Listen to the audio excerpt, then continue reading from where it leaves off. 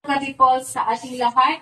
Ating pangumpisa ng ating gawain sa gabing ito sa pagbabasa po ng salita ng Panginoon. Nais po kong lahat ay nanyayang tumayo bilang paggalang po sa salita ng Diyos. Sabi po dito sa libro ng 1 sa New Testament, chapter 14, verse 6,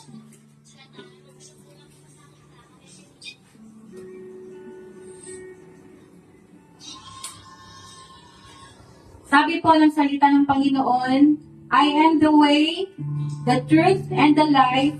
No one comes through the Father but by me. Pagpalain po ang pagkakabasa ng salita ng Panginoon. Praise the Lord, tayo pong lahat ay manatiling nakatayo at ating awitan ang ating Diyos na buhay. Amen. Mahal na mahal kita, Panginoon.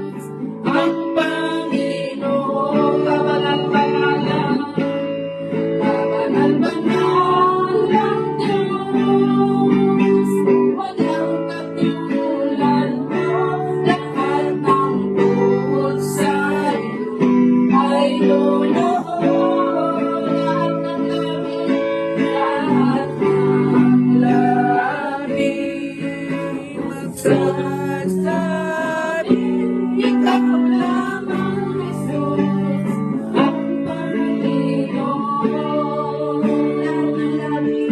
Lahat ng labi magsasabing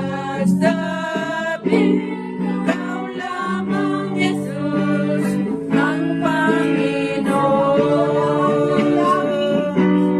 Lahat ng labi magsasabing